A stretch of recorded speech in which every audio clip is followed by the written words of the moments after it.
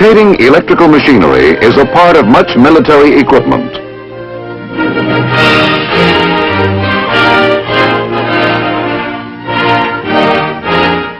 Whether it is a simple blower or a complicated electronic device in a missile, they all depend on the proper functioning of rotating electrical equipment. Two types of motors and generators are commonly in use: alternating current or AC and direct current or DC motors and generators. This film will show the principles governing the operation of DC motors and generators. Basic to the understanding of DC motors and generators is the simple generation of an electromotive force, an EMF. Mechanical energy, the moving of a wire or conductor across a magnetic field by hand in this instance, produces electrical energy.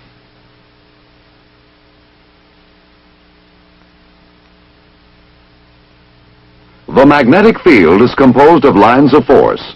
As the conductor cuts these lines, an electromotive force or EMF is generated in the conductor. Moving the conductor down through the field makes the needle of a voltmeter deflect one way, which means the EMF has one direction. Moving the conductor up through the field produces the opposite deflection of the needle. The EMF has now changed direction.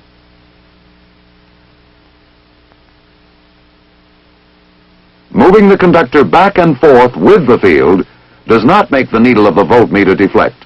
There is no EMF because the conductor is not cutting the field.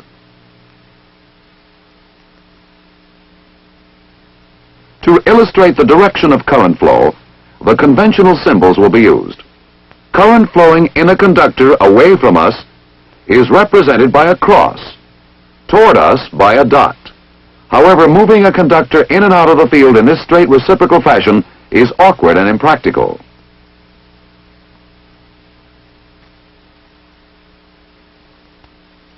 A simple generator of EMF can also be made by rotating a single turn coil within a stationary magnetic field of two magnets with opposite polarity.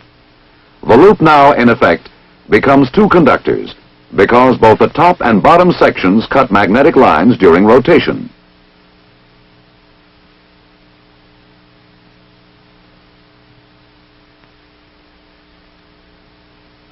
Since they cut lines of force of opposite directions as they rotate, EMFs of opposite polarity will be generated in the conductors. In order to have current flow in this circuit, polarities of the two conductors must be opposite. The amount of EMF generated at any instant is determined by three factors: the strength of the magnetic field, that is, the number of lines of force, the length of the conductor cutting the lines of force, and the velocity with which the conductor is turning. We can determine the amount of instantaneous EMF by a simple formula. The instantaneous EMF E equals B, the strength of the field, times L, the length of the conductor cutting lines of force, times V, the velocity of the conductor. An increase in the number of lines of force or the strength of the field increases the instantaneous EMF in the conductor.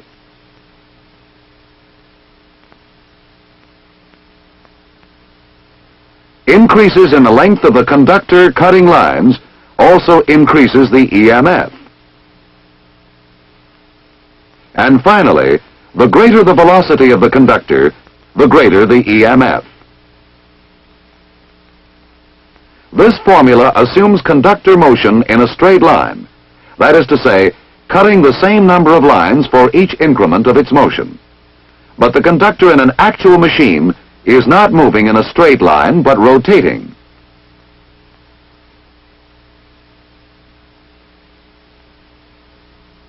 When the conductor moves in a rotary path, the number of lines cut varies depending on the position of the conductor. At the top of the field, for instance, no lines are being cut and no EMF is generated. As the conductor keeps turning, the number of lines cut increases so that at a quarter turn or 90 degrees, the maximum number is being cut and maximum EMF is generated. Again, at 180 degrees, no lines are cut, no EMF. We reach a maximum again at 270 degrees, and finally, again at 360 degrees, no lines are cut. The conductor has rotated 360 mechanical degrees, which correspond in this instance to 360 electrical degrees. Therefore, when the conductor moves in a rotary path, another factor is added to the original formula for the determination of instantaneous EMF. The formula that now applies is instantaneous EMF equals field strength times the length of the conductor times velocity multiplied by sine theta.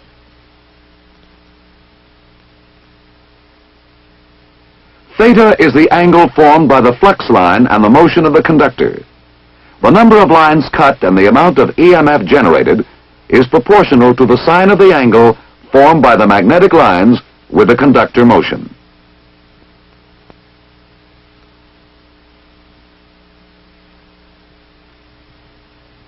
A graph of EMF versus conductor position during one revolution will be a sine wave representing alternating current, or AC.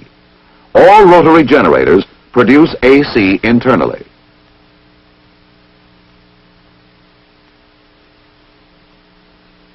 What you have seen so far is really the theory and operation of a basic AC generator, but our purpose was to explain the principles of operation of a DC generator. To get direct current, we will attach each end of the conductor to a segment of copper, forming a commutator. Now our machine is a DC generator. The commutator rotates with the loop.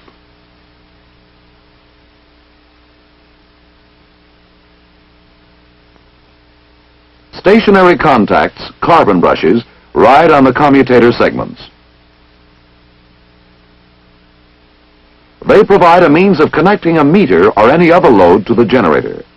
The loop of a conductor, wound on a rotor, and the commutator are referred to as the armature. As the loop revolves and the EMF in the conductor reverses polarity, the connections to the load are also reversed and the current flow will maintain the same direction externally.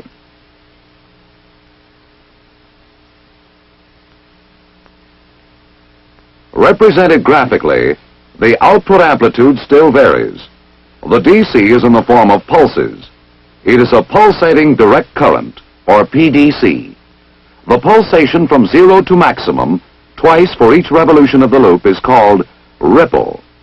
This ripple can be reduced by adding more loops and more commutator segments to the existing armature. Two loops at right angles connected to four commutator segments provide two outputs instead of one.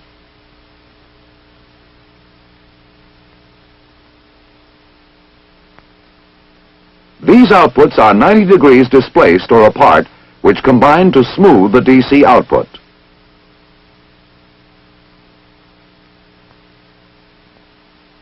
However, even with two loops and four commutator segments, the rectified curve is still somewhat irregular.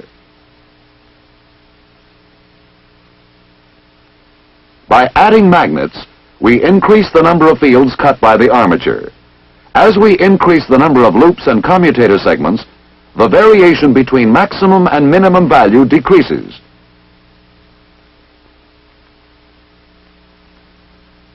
This, in effect, tends to flatten the DC output.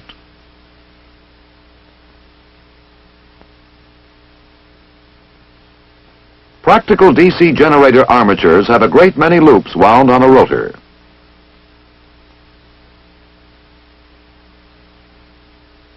The field is composed of many electromagnets. Together, these factors tend to create an almost pure DC output. An important problem in the design of generators is the prevention of sparking between the commutator and the brush assembly. The prevention of sparking depends on the position of the brushes. This line through points of zero generated EMF is called The neutral plane.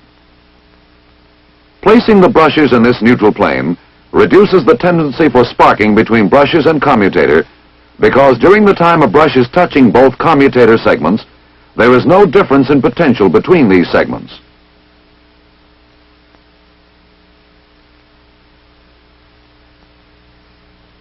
Theoretically, no sparking should occur at the commutator brushes when they are placed in this position.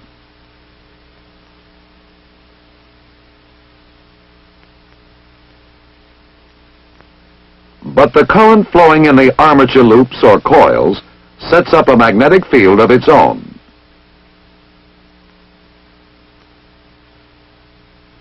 This magnetic field interacts with the main magnetic field and distorts it. The distortion causes a shift in the neutral plane and sparking at the brushes. The effect is called armature reaction.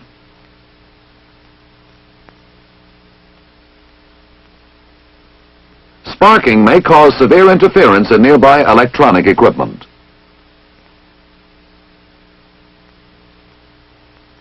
There are two ways of maintaining the neutral plane in its correct position and thus avoiding sparking. It may be done by the adjustment of the brush position.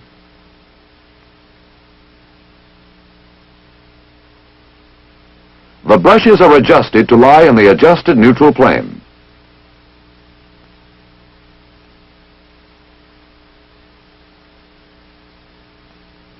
The other way of maintaining the neutral plane is by adding interpoles to the generator field. These interpoles are small magnets placed between the poles of the main field magnets. The interpole fields oppose the fields created by armature reaction. The neutral plane is moved back toward the correct position.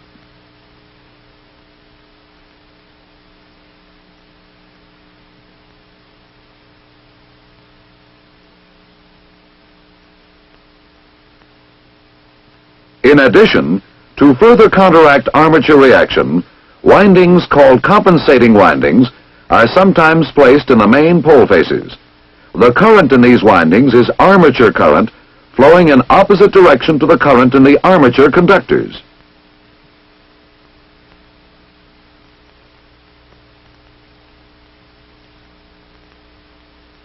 Magnetic fields in DC generators may be produced by electromagnets or permanent magnets.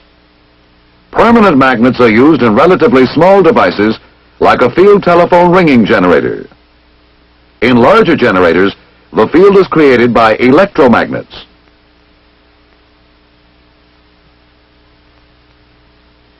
The field winding used in this DC generator can be represented by a symbol. The symbol is that of an iron core inductor. Current to excite the field windings can be supplied from an external source. In that case, the generator is classified as separately excited. A small part of the generator's own output can also do the exciting. In that case, it will be a self-excited generator. Self-excited generators must be initially magnetized. The residual magnetism in the core of the field winding provides enough magnetism to begin generator action.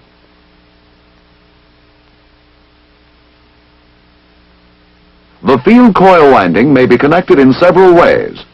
This is a series wound generator, which means the field coil is in series with the armature. Because of this series arrangement, it has poor voltage regulation. The reason for this can be demonstrated in the following manner. Additional load will cause more current to flow in the field coil. Increase in field strength increases voltage. Increase in voltage causes more current to flow.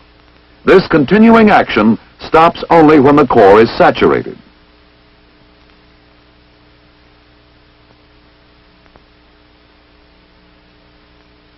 When the load is increased, the voltage will increase. When the load decreases, voltage will decrease. Voltage regulation in the series wound generator, therefore, is very poor. When instead of in series, The field winding is connected in parallel with the armature and the load. We have a shunt wound generator. Now the field current is independent of the load current. Therefore, an increase in armature current will not cause an increase in the voltage output.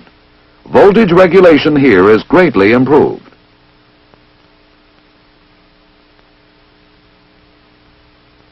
In shunt wound generators, therefore, changing load causes relatively small change in voltage output.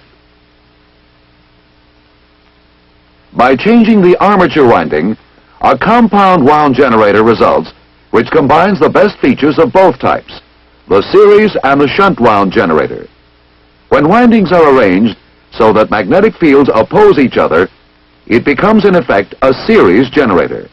This is used only where constant current is the prime requirement, such as in arc welding. By changing the magnetic polarity of one of the fields, the field windings aid one another. As a result, this compound wound generator has good voltage and fair current regulation.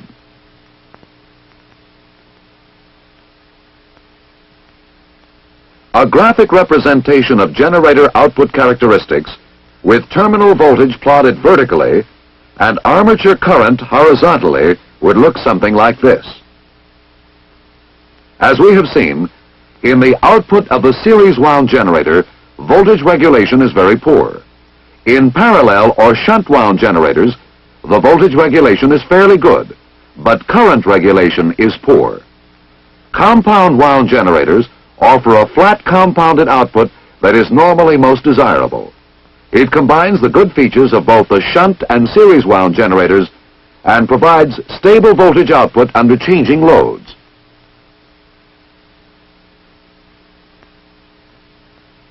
As we have seen in our analysis of the DC generator, its primary function is the conversion of mechanical energy to electrical energy. If we now reverse the procedure and connect an electrical power source to the generator, we have a DC motor instead of a DC generator. Motor action can be illustrated by attaching a power source to a conductor which is inside a magnetic field. The electric current creates polarity in the conductor. The south pole of the magnet attracts the north pole of the conductor and repels the south pole. The north pole of the magnet attracts the south pole of the conductor and repels the north pole. This creates movement depending on the direction of the steady magnetic field.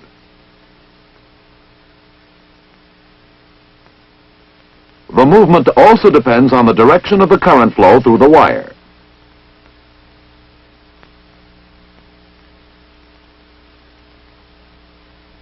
By changing the polarity of the battery, the conductor now moves in the opposite direction.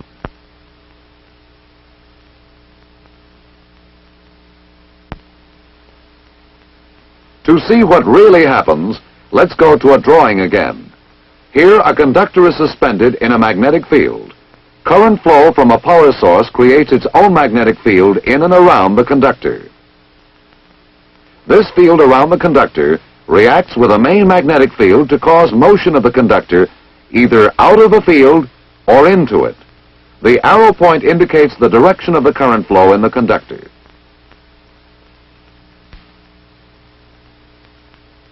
In this case, the flow is toward us. The field of the conductor has the same direction as the main field above the conductor and the opposite direction of the field below the conductor. These two magnetic forces added together distort the lines of the main field upward. The field above the conductor is thus made stronger and the field below the conductor is made weaker. So the conductor moves down.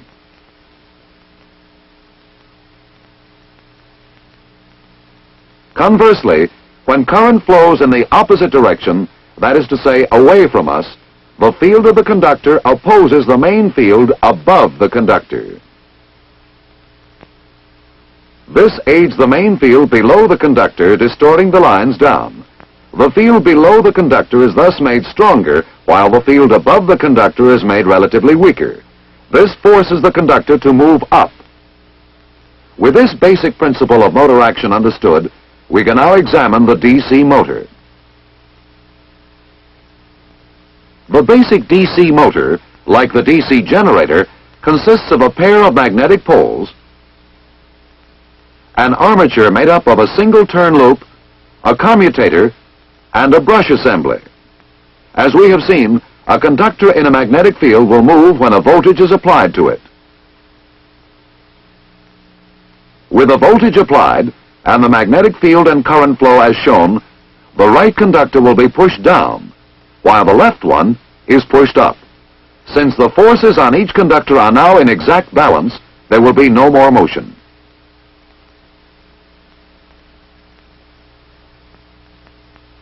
Adding another loop and two commutator segments ensures that at no time will balancing forces cancel each other out. With this setup, there will be motion at all times. As one commutator segment is moved away from the brushes, another now takes its place and the movement continues. The greater the number of loops in the armature, the smoother its motion. For this reason, rotors in practical DC motors have many loops. Since current in the rotor loops must reverse each half cycle, two commutator segments per loop are required.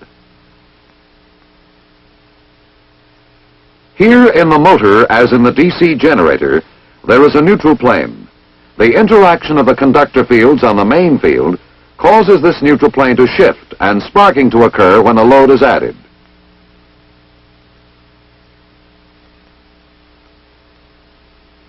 Sparking in DC motors also produces burned commutators and interference in nearby electronic equipment.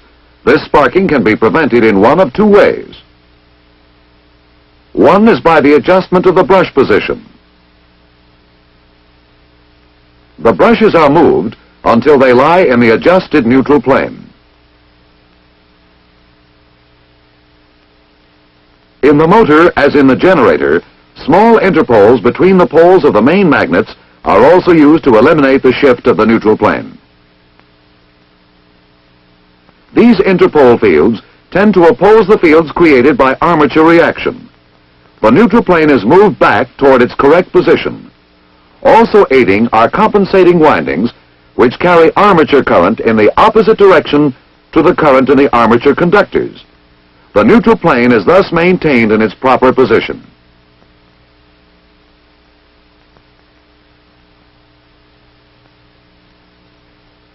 DC motors operate most efficiently when sparking is eliminated. We saw earlier that when a conductor is moved by mechanical energy in a magnetic field, an EMF is generated. This is generator action. In the DC motor, when rotation is desired, it is necessary to apply an EMF to the conductor. However, when used as a motor, an opposing EMF is also generated in the conductor. This is called the counter-electromotive force, or CEMF. By Lenz's law, the generated CEMF must oppose the applied EMF. The amount of CEMF depends on the speed of rotation. This is of practical importance in large motors.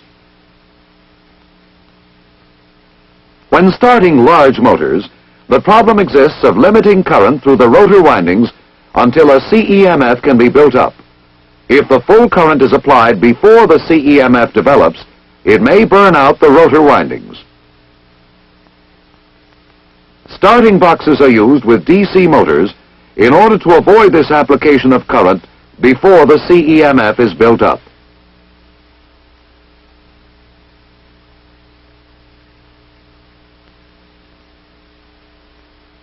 Here is a basic shunt motor with its starting box.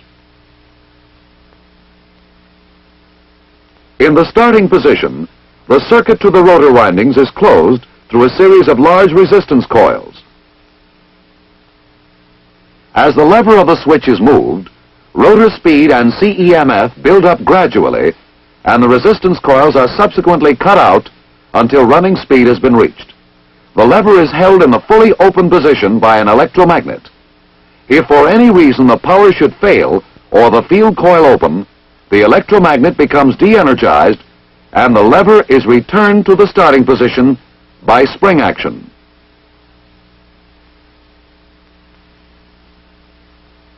Just as in DC generators, DC motors seldom use permanent magnets for the field.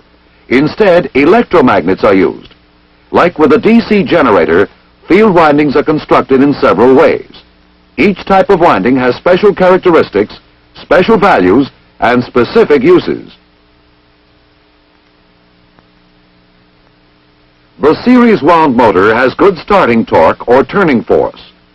Torque depends on armature current and on field strength.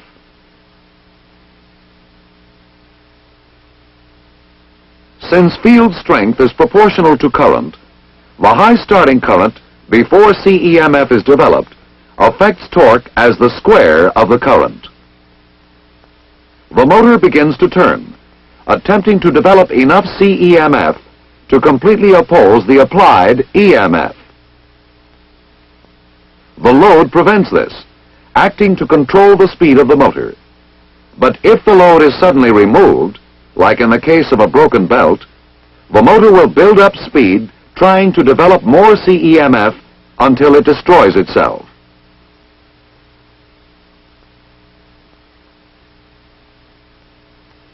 The shunt-wound motor has less starting torque, but it is less dependent on load for speed control. In the shunt-wound motor, the field coils are connected in parallel directly across the DC input terminals. The starting torque is not as great as in the series motor since field strength is not affected by armature current. The speed of a shunt motor is fairly constant under conditions of changing load. As more load is applied, the speed of the armature decreases. This decreases the CEMF and increases the current input.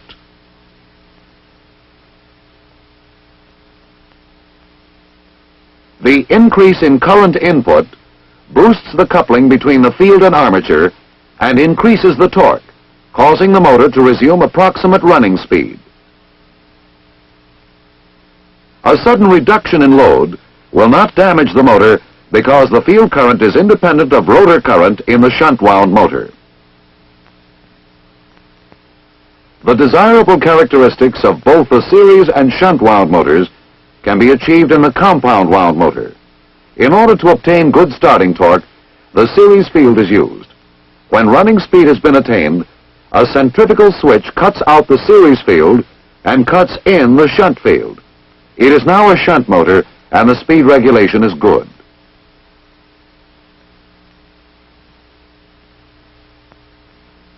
Compounding provides good starting torque and good speed regulation. This allows for efficient operation and minimizes the possibility of damage to the motor. Now for a quick summary. The operation of all rotating electrical machinery is based on one simple principle: the generation of an EMF. The principle is used in the construction of a simple AC generator. The generator output E, or instantaneous EMF, equals B, strength of field, times L, length of the conductor, times V, velocity of the conductor. But because the movement of the conductor in the field is actually circular, we must also multiply with a sine of the angle formed by the lines of force and motion of the conductor in order to arrive at the EMF.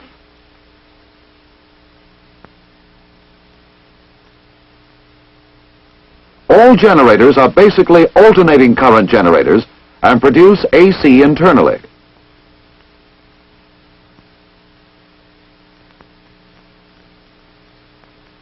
The basic AC generator becomes a DC generator when a commutator is attached to the conductor.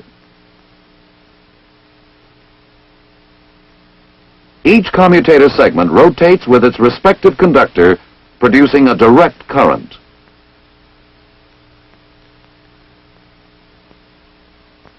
This current, which is a pulsating current, is made smoother by the addition of more magnets and more loops.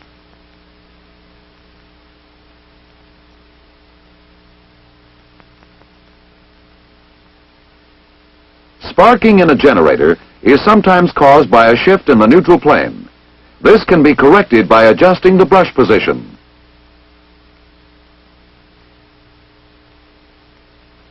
Or by the use of interpoles and compensating windings.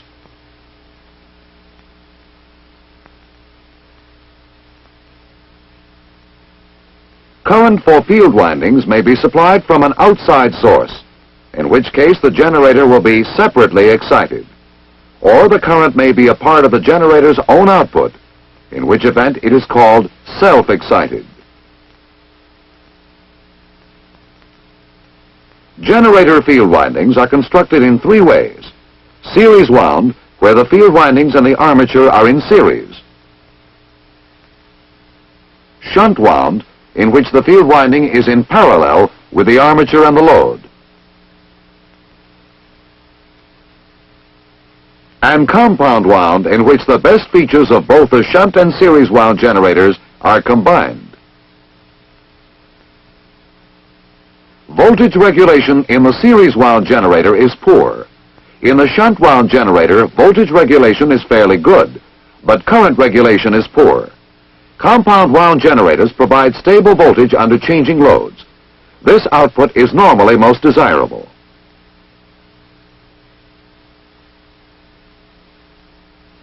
Motor action is the opposite of generator procedure.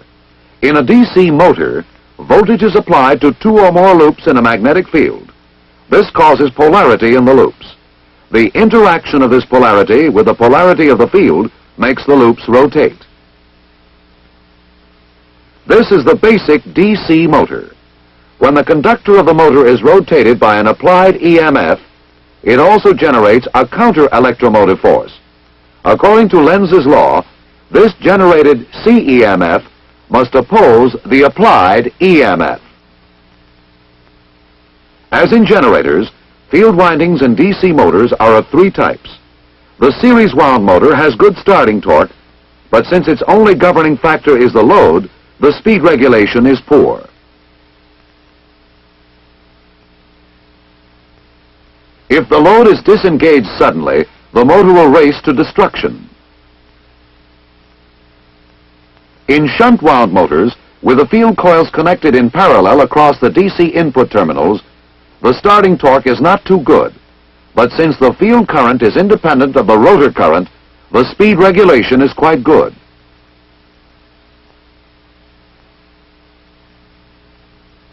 The compound wound motor combines the best features of both types. It uses a series section for good starting torque. Then it switches to a shunt arrangement for good speed regulation.